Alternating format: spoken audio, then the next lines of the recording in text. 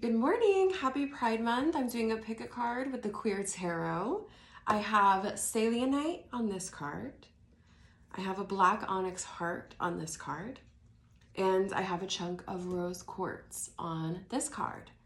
So take a deep breath, feel out which card is calling to you.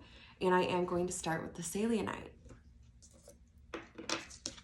Let's see. Ooh, Six of Swords. So in Six of Swords energy, we are going from one place to another, often immigrating, and we are not sure what the land that we are going to holds. We are hoping that it is good for us. We are going into it without much knowledge because we desire a better position than the position that we are currently in. So it does take bravery, and it takes getting uncomfortable with uncertainty and making the journey to this place without much knowledge about whether or not it's going to be as safe and happy as we desire. Because it's a swords card, it's often telling us that we are thinking a lot about it. Maybe it would help to journal about it and get our thoughts onto paper so that we can process those thoughts into some emotions we can process, and we can invite ourselves to not overthink, because it is a choice we have to make. It is a place we have to go. And not always a place we have to stay, right? Sometimes when we're escaping something, it's not to a final destination. It is to the next best choice. Just keep that in mind. Now we're going to look at our onyx heart. We have the Five of Swords. We love this cowboy style go-go boot. Five of Swords is a little bit about conflict. I'm reading the symbolism on this card because with these energies, with the sword energy, we can sometimes go a little negative depending on our relationship with overthinking. Now, in your case, what it's feeling like to me is that there's a healthy amount of suspicion. It's time to let people walk away that want to walk away. So if you're in your mind a lot about certain people or a person that feels a little disconnected, then let's release control of those relationships and control what we can control, which is our own emotional regulation and response. 5 is the number of conflict. So we're often looking at little verbal disagreements with the Five of Swords. We're looking at cognitive dissonance within ourselves. So if you notice any cognitive dissonance in your psyche right now, or you need help identifying cognitive dissonance in yourself, call a Virgo. They'll tell you.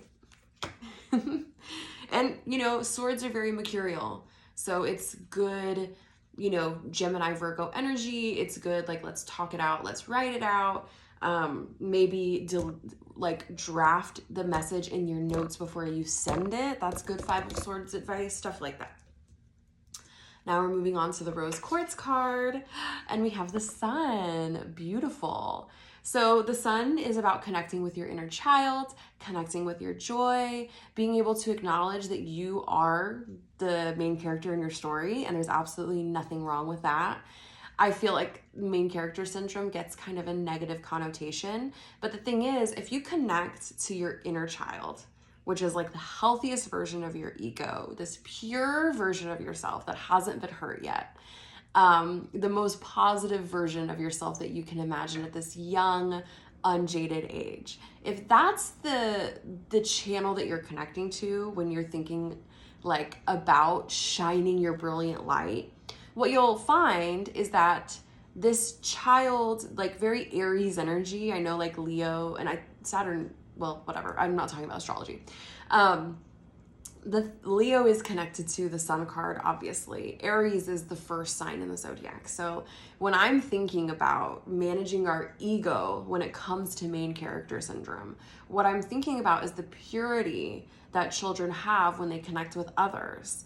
This idea that we need to compete in order to shine our light is something that we are taught okay? It is not something that comes naturally to us.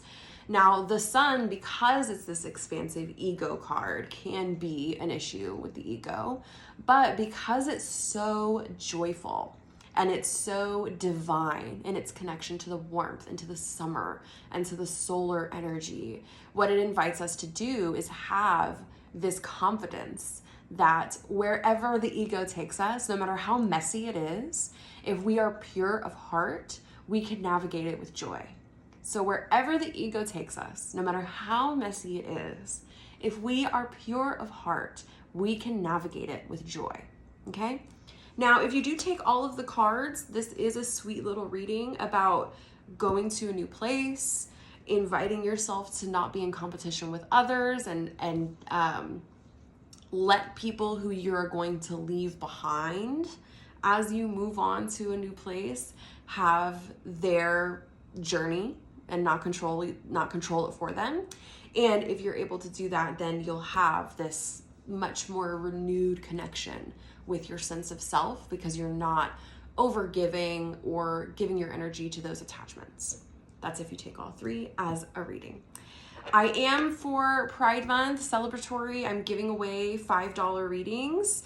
So it's a 3-card spread like this, not a pick a card, but 1, 2, 3, $5 if you're interested. And I wish you all a happy Pride.